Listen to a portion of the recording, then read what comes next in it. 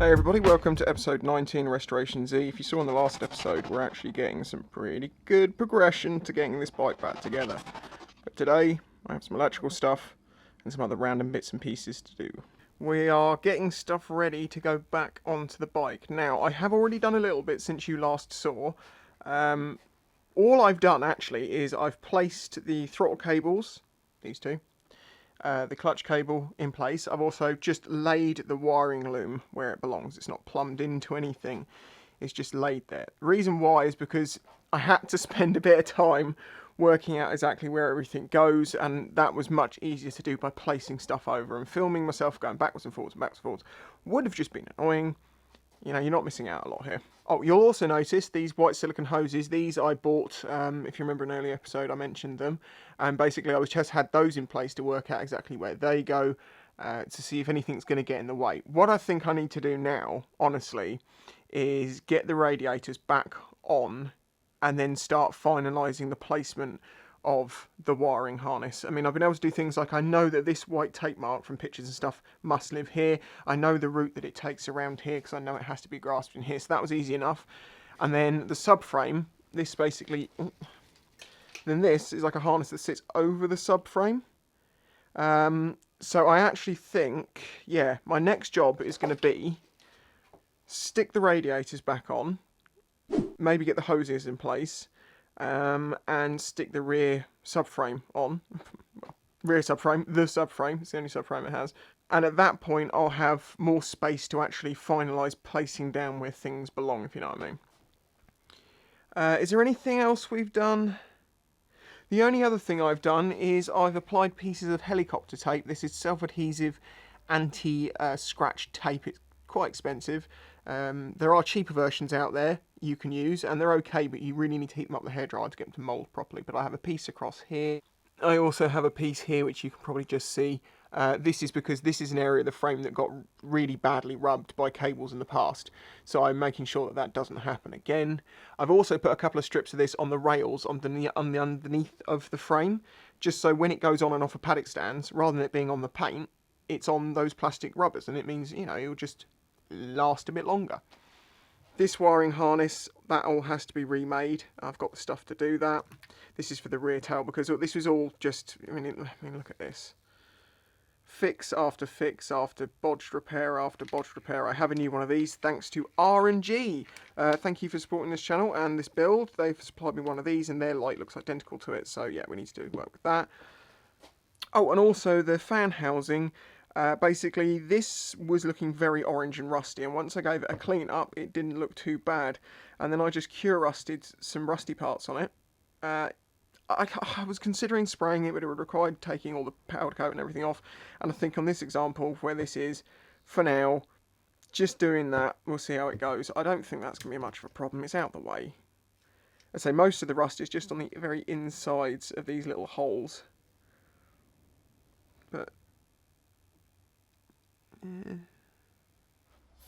right, but the right hand side rad has a hose on it, this one which goes down to the overflow tank normally. I'm probably doing something a bit different, so I can take this off for now, and it also gets it out of my way. If I can get it off. Okay, so now I've got the front rad on, I've got that hose in place, so that's all correct. The thermostat switch cable appeared, and I noticed that it colour coded with these cables perfectly, so that's where that belongs, so that's made it simpler. This is why I wanted to get this on, because it starts making more sense. Opposite side, this hose links between the two. I think you can guess what I'm going to do here. This is where you thank yourself in the past for bagging up all your nuts and bolts, because you know exactly what you need when you need them.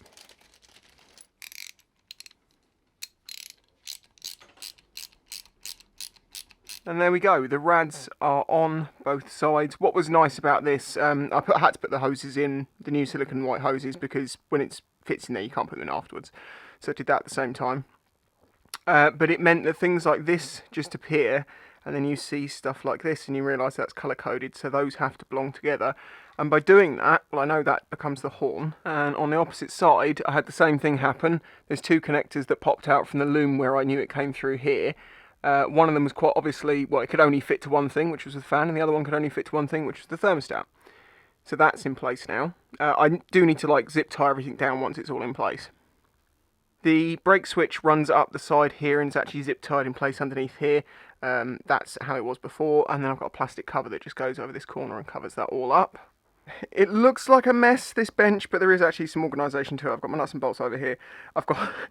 okay, these aren't organised. These are tube clips, pipe clips, whatever you want to call them. I need to basically reproduce that, and I have all of the hosing to do it, so I just need to get that all done. That's the catch can. Pretty sure that can go in a minute. I think so. I've also got this hose, which is one of the main cooling hoses, which goes from one side of the engine to the opposite radiator that I need to pop on. And that I will do now. I think that just goes through here on that end. Right, hold on.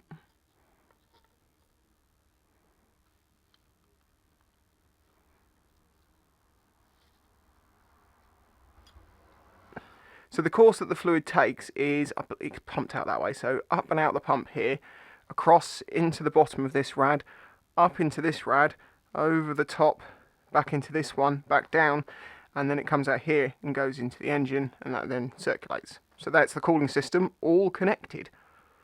Right, this one obviously does this. This one obviously does... one way around it works. There you go, does that. It's a replacement. This one doesn't seem to have a replacement. It's definitely not this thin tube that came, so I'm thinking this thin tube must be the one for the oil line from the top of the engine to the breather in the oil tank in the frame. Now for this, I need some clips smaller than that. So what are they? 16 mils, so I need probably 14. Let's get that on there. I've actually gone back to the next size up of hose clamps because I realised the other ones were just too tight, and these ones, they don't have to clamp that hard. They've just got to hold the hose over the little bump that's on each tube, which is a bit difficult to show you. There we go, so that's going to zip tie neatly out the way up there like it was before. That's all in line out the way, so that's all good. Looks a bit too long, but I don't know, we'll see.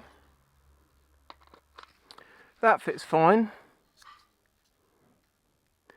That's too long. I think I need to trim. I need to compare the other hose and trim.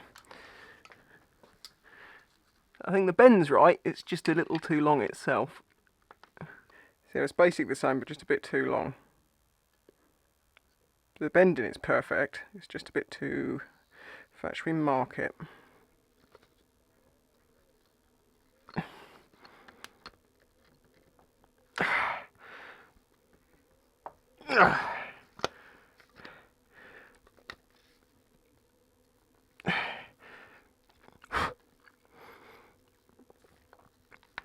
There we go.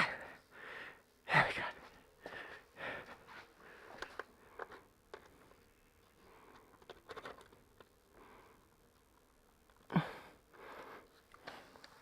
There we go.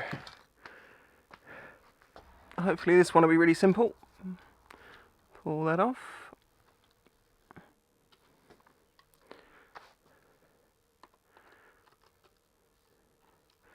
Just relax that, give it a wiggle, make sure it's happy where it's sitting. And there we go. That was blocked off before. I'm just going to shorten that hose and re-block it off. In fact, instead what I'll do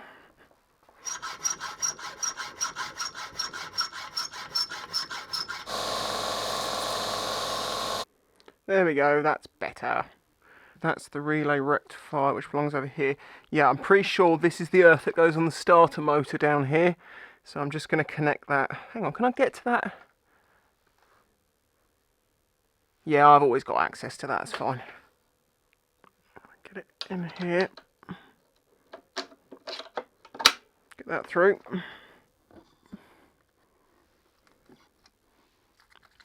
As I swung it in, I had to get the airbox boot to go on the back of the carb, which I managed to do without too much trouble. It was a lot easier once I really loosened off the Jubilee that sort of goes around it. So now, this stuff sort of lives over here somewhere. This stuff kind of lives over here somewhere. and I'm going to have to look at pictures to work out exactly where goes what. I think I'm going to have to put the battery box back on as well, because a lot of this stuff mounts onto the side of that. But that will be a job for the next video. I think we've got pretty far in this one. Huge thanks to the people that are remembering to like these videos, subscribing if you're new here. 66% of the people watching this video are not subscribers.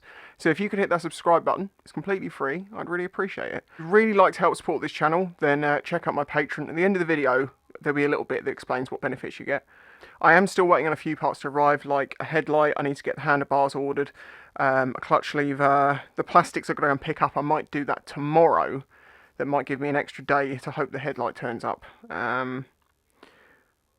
But yeah, I think we're making pretty good progress now on the rebuild, considering this is the second episode in and we have most of the bike here. Most. There's no brakes or anything like that. But whatever, it's getting closer. We still have wiring to replace and a taillight to replace, but I've got that light thanks to R&G, as I mentioned. Yeah, let's leave it there. Thanks for watching. If you enjoyed this video, please remember to hit the like button and subscribe to see future videos. This channel is made possible by the support of the audience. Please consider joining my Patreon to get early access to videos, questions answered in the monthly Q&A, your name on screen, and some exclusive content, all for as little as $1 a month. You can also check out the links in the description to my merch and other ways to directly support the channel. Thanks for watching.